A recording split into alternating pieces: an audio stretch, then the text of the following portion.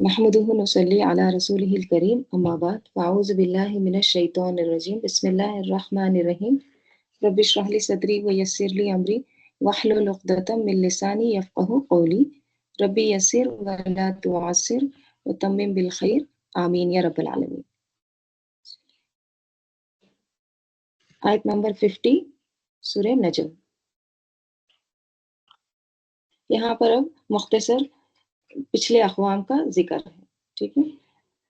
وَأَنَّهُ اور بے شک وہ یعنی وہی اہلکا جس نے ہلاک کیا کس کو؟ عادن للأولا، عاد کو جو اولا ہے یعنی عاد اولا ہے مطلب پہلے عاد. دیکھیے ہود علیہ السلام کی قوم جو تھی وہ عاد تھی. ٹھیک ہے. فرسٹ عاد بولتے ہیں ان کو، پہلے عاد. ٹھیک ہے.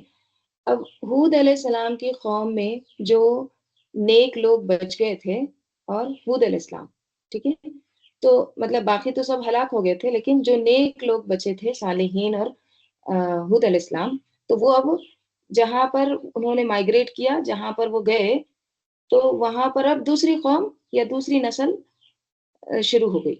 تو وہ جو دوسری نسل ہے وہ ہے سمود یعنی صالح علیہ السلام کی قوم. ٹھیک ہے. تو عاد کو کیا کہتے ہیں؟ فرسٹ عاد. ٹھیک ہے، عاد اولا. اور سمود کو کیا کہتے ہیں؟ عاد ثانی یعنی سیکنڈ عاد. ٹھیک ہے. تو یہاں پہ وہی کہا جا رہا ہے وَأَنَّهُ أَهْلَكَ عَادًا لِلْأُولَى، اور بے شک یقیناً اس سے پہلے عاد اولا کو اس نے ہلاک کیا. وہ سمودا اور پھر سمود کو یعنی عاد ثانی یعنی صالح علیہ السلام کی قوم، اور وہ سمودا یعنی وہ بھی ہلاک ہوئے. فما ابقا پس نہ ابقا باقی چھوڑا یعنی وہ بھی ہلاک ہو گئے، ختم ہو گئے. پھر اس کے بعد وہ قوم نوح اور نوح علیہ السلام کی قوم من قبل اس سے پہلے. کس سے پہلے؟ عاد اور سمود سے پہلے. انہم بے شک وہ کانو وہ تھے، ہم وہی ازلما سب سے زیادہ ظالم، و اطغا اور زیادہ سرکش. اس میں تفضیل ہے دونوں بھی. یعنی نوح علیہ السلام کی قوم کے جو لوگ تھے وہ سب سے زیادہ ظالم اور سب سے زیادہ سرکش تھے. کیوں تھے؟ زندگیاں بھی بہت لمبی ملی تھی ان کو، ہے نا، تو بہت زیادہ ظلم کرنے والے اور سرکش تھے. اس کے بعد پھر کیا کس کا ذکر ہے؟ والمؤتفقۃ اور اوندھی گرنے والی بستیاں. افق سے ہی ہے، افق پیڑ کو کہتے ہیں نا، ٹیڑھا، ٹرن اوور. تو اوندھی گرنے والی بستیاں احوا اس نے ان کو کیا کیا؟ اوپر سے نیچے گرایا. ٹھیک ہے. احوا دیکھیے سورہ ہمارا شروع ہوا ہے نا والنجمی اذا ہوا، تو میں آپ کو اسی وقت بتائی تھی ہوا کے معنی کیا ہوتے ہیں؟ اوپر سے نیچے گرنا. ٹھیک ہے. تو احوا یہ کون سی قوم ہے اوندھی گرنے والی جو ہے مؤتفقہ؟ یہ لوط علیہ السلام کی قوم ہے. تو لوط علیہ السلام کی قوم کو کیسا عذاب آیا تھا؟ اللہ تعالیٰ کے اذن سے جبرائیل علیہ السلام نے لوط علیہ السلام کی قوم کو پوری ان کا جو شہر تھا، ٹھیک ہے، اس کو اپنی پر کی نوک پر اوپر لے گئے. ٹھیک ہے، اونچائی پر، اور وہاں سے الٹا کر کے ان کو پٹک دیا. ٹھیک ہے. تو یہی بات ہو رہی ہے مؤتفقہ یعنی اوندھی گرنے والی. ٹھیک ہے، الٹا، ٹرن اوور. کیوں ان پر الٹا کر کے عذاب دیا گیا ان کو؟ کیونکہ وہ فطری نظام میں انہوں نے خلل کیا تھا، لہٰذا ان کو سزا بھی کیسی ہوئی؟ ان کو الٹا کے مارا اللہ تعالیٰ نے. تو وہی کہا جا رہا ہے والمؤتفقۃ احوا. پھر اوندھی گرنے والی بستیاں اس نے ان کو اوپر سے نیچے دے مارا. فغشاہا ما غشا، فغشاہا تو ڈھانکا اس کو، ما غشا جس نے ڈھانکا. ٹھیک ہے. تو یعنی ان کو ایسا ڈھانکا جیسے پورا کور کر لیا. تو کس چیز نے ان کو غشا ڈھانک لیا تھا؟ پتھروں کی بارش ہوئی تھی ان پر، رائٹ. یعنی ان کو ایک تو الٹا کے پٹخ دیا زمین پر، پھر اوپر سے پتھروں کی بارش ہوئی. ٹھیک ہے، سنگ باری ہوئی ان پر. تو کیا سمجھ میں آتا ہے ان تمام آیت سے؟ قوم عاد کو اولا اس لیے کہا گیا ہے کہ ان کا زمانہ قوم سمود سے پہلے کا ہے، اور اللہ نے قوم سمود کو بھی ہلاک کیا اور دونوں قوموں میں سے کسی کو نہیں چھوڑا. ان دونوں قوموں سے پہلے قوم نوح کو ہلاک کر دیا تھا، جو عاد و سمود سے بھی زیادہ ظالم اور سرکش ہو گئی تھی. اللہ نے قوم لوط کی بستیوں کو بھی الٹا دیا. جبرائیل علیہ السلام آئے اور ان کو اپنے پر کی نوک پر اوپر لے جا کر زمین پر دے مارا تھا.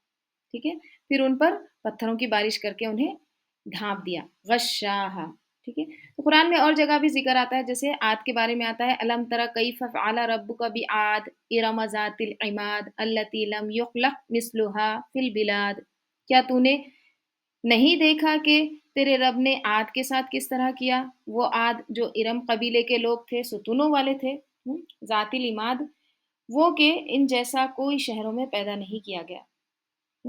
اور جو قوم عاد پر عذاب بھیجا گیا اس کی تفصیل میں آتا ہے، اور جو عاد تھے وہ سخت ٹھنڈی تند آندھی کے ساتھ ہلاک کر دیے گئے جو قابو سے باہر ہونے والی تھی.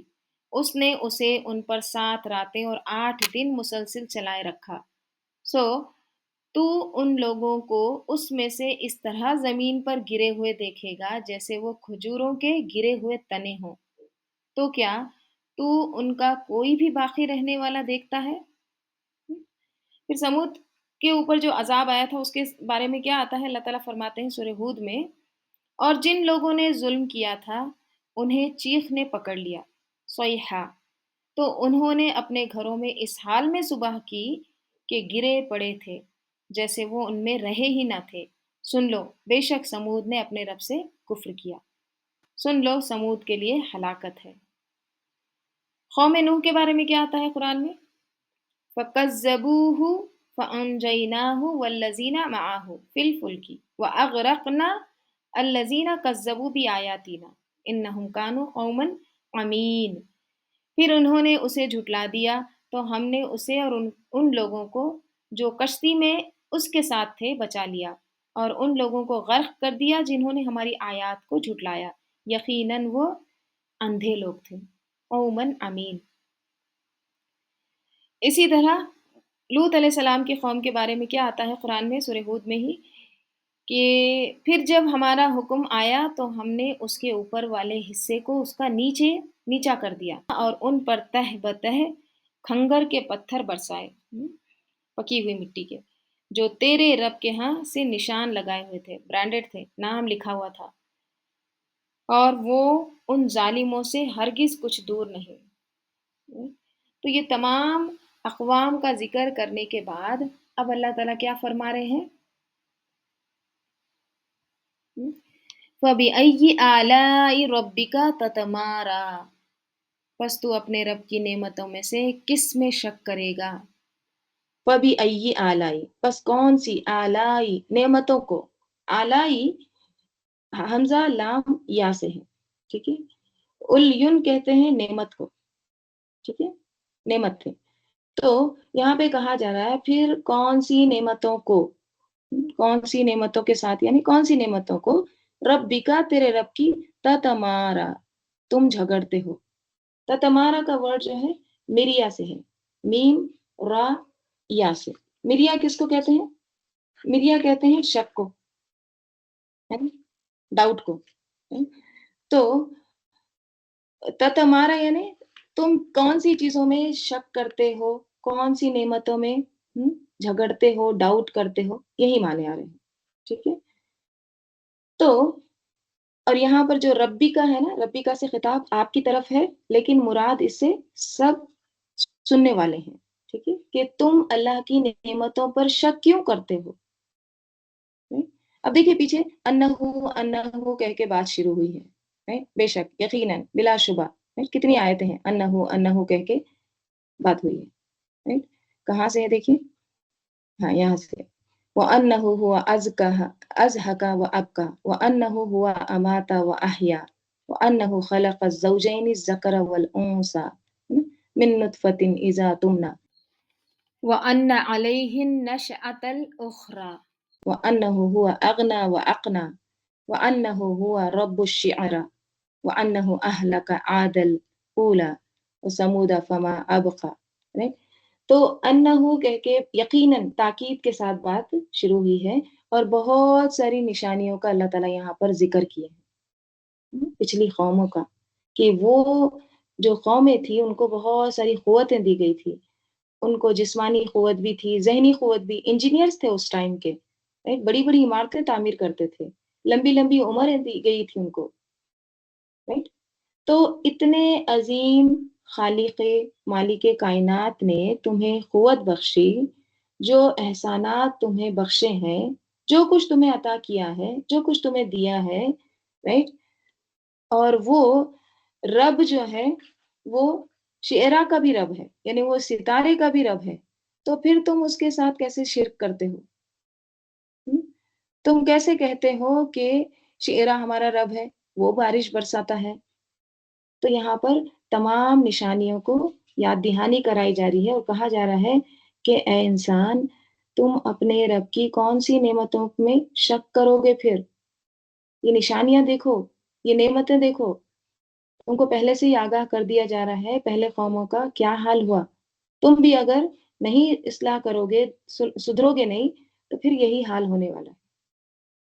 دیکھیے یہاں پہ ایک چیز نوٹس کرنے میں آئی میری، آیت نمبر 55، یہاں پہ دیکھیے فَبِأَيِّ آلَاءِ رَبِّكَ، ہے نا؟ اب سورہ نمبر 55 شروع ہوگا، اس میں بھی یہی چیز کی تکرار ہے۔ اب دیکھیے قرآن نہ لکھا گیا ہے، جو لکھ کے اتارا نہیں گیا ہے، مطلب کوئی پی ڈی ایف نہیں آیا قرآن، یا کوئی ہارڈ کاپی نہیں آئی۔ موسیٰ علیہ السلام کو جو تورات دی گئی تھی وہ ٹیبلٹس کی شکل میں، وہ ریٹن تھا، لیکن قرآن جو ہے وہ ریٹن نہیں آیا۔ قرآن کیسا آیا ہے؟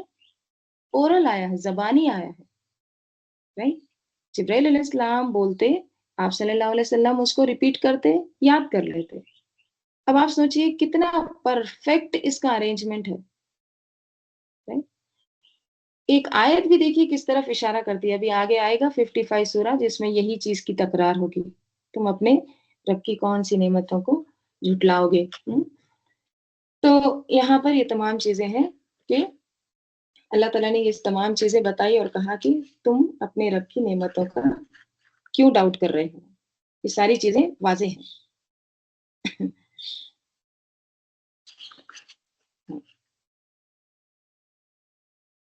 حاذا، یہ نذیر، ایک ڈرانے والا ہے، یہ ایک ڈرانے والا ہے، من النذور الاولی، کس میں سے؟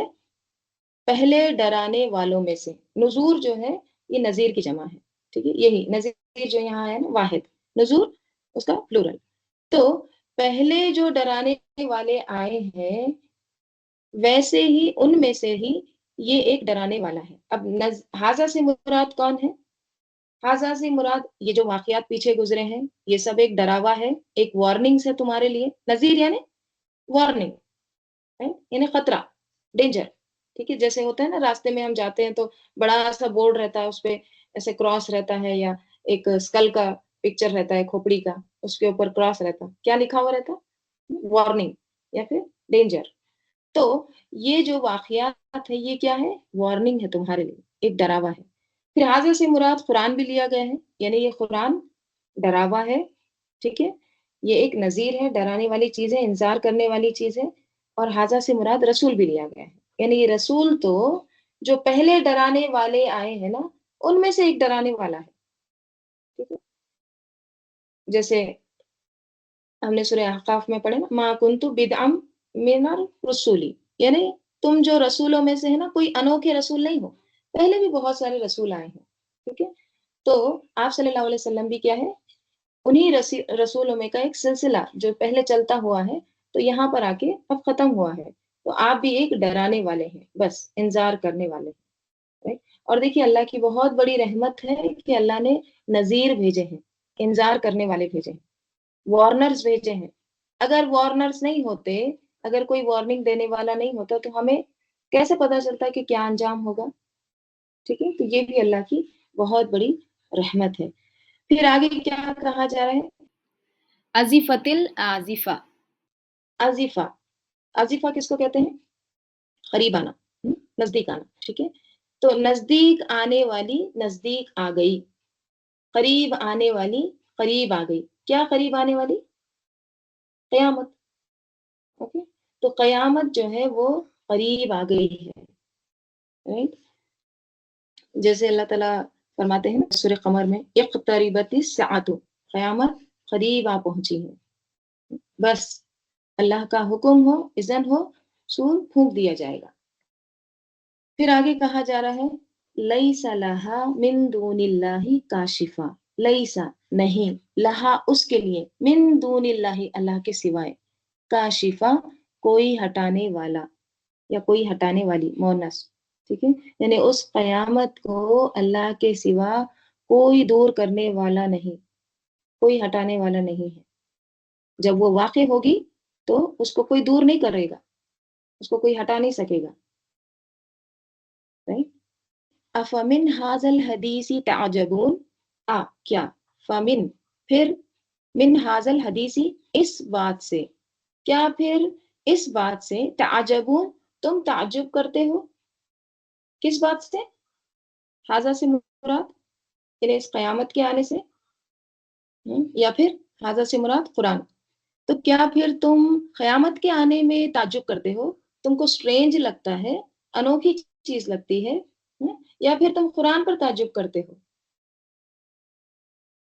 تم کو نئی بات لگتی ہے کہ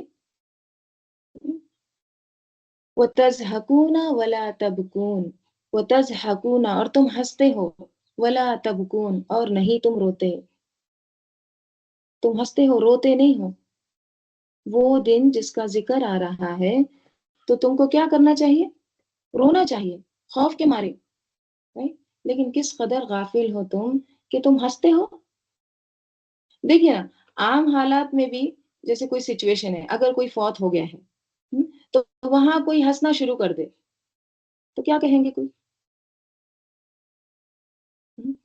احمق ہے کیا، بیوقوف ہے، یا پھر کس قدر ناسمجھ ہے، یہ رونے کے موقع پر ہنس رہا ہے۔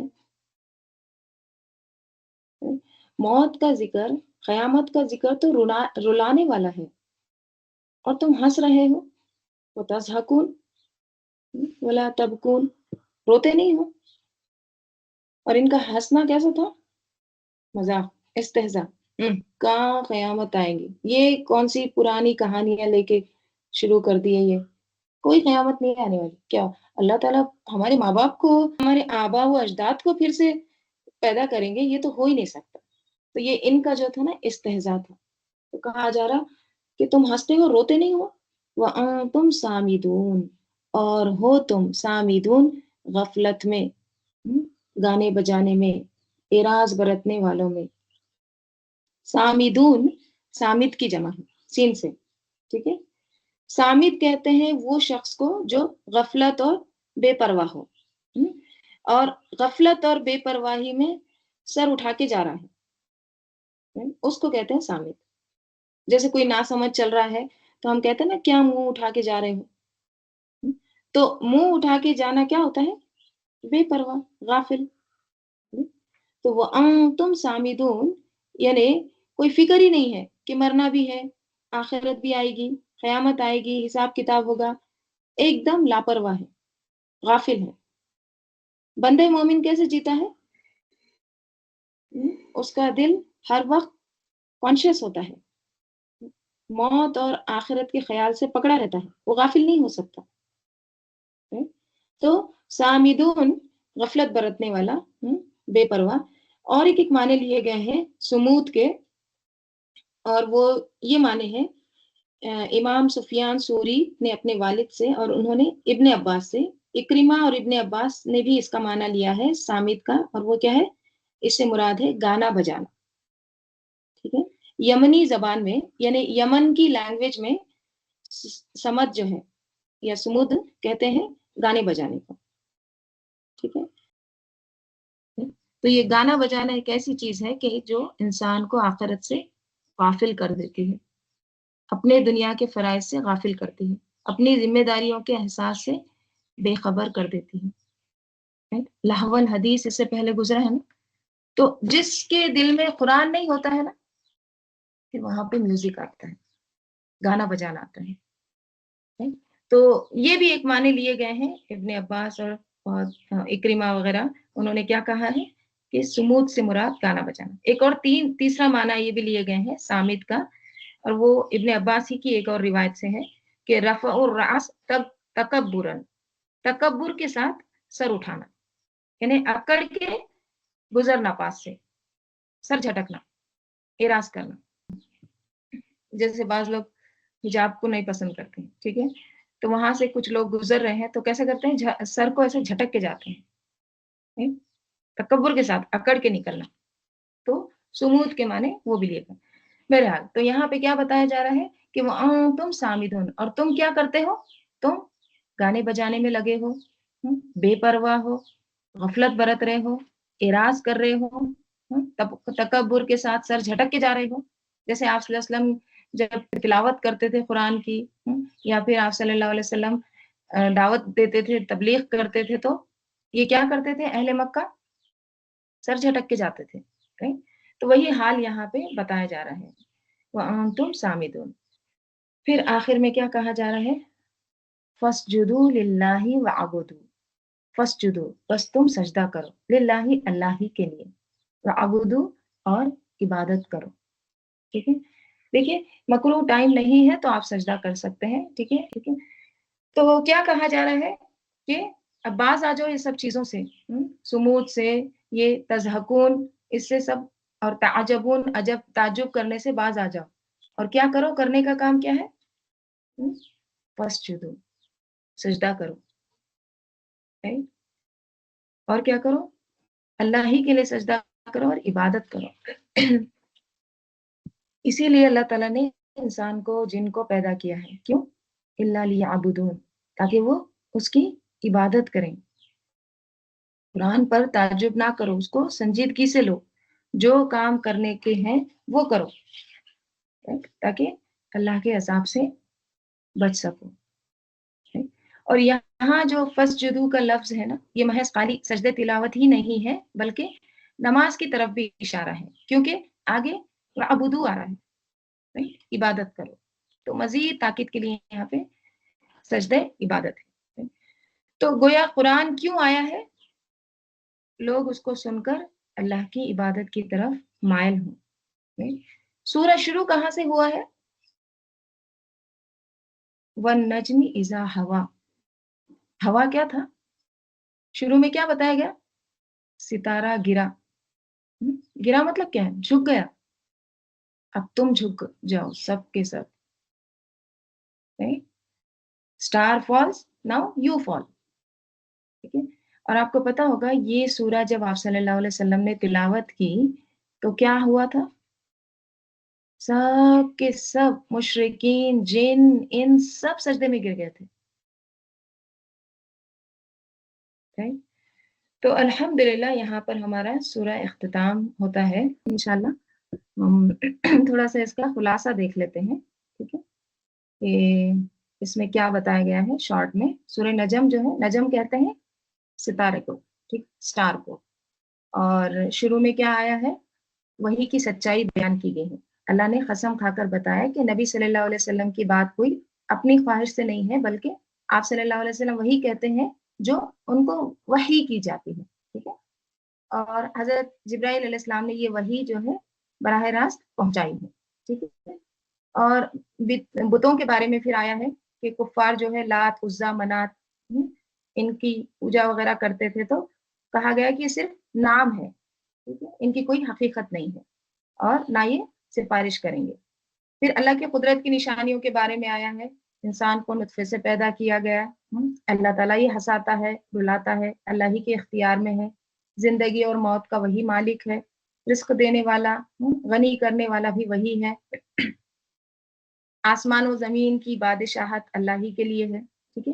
پھر سابقہ اقوام کا ذکر آیا، عاد، سمود، قوم نوح، قوم لوط، ان کی ہلاکت کا ذکر کیا گیا ہے تاکہ تم عبرت پکڑو ان کے واقعات سے. پھر اس کے بعد قیامت قریب ہے، یہ بھی ابھی ہم نے آج پڑھے ہیں. ہر شخص کو اپنے اعمال کا بدلہ ملے گا، کوئی دوسرا کسی دوسرے کا بوجھ نہیں اٹھائے گا. پھر نیک لوگ جو ہوں گے، جو احسن کریں گے، ان کو بالحسنہ دیا جائے گا، جو برا کرے گا اس کو جو عمل کیا ہے اتنا اس کو برا ملے گا. پھر اختتام میں کیا بتایا گیا، تم اپنے رب کی کن کن نعمتوں میں شک کرتے ہو.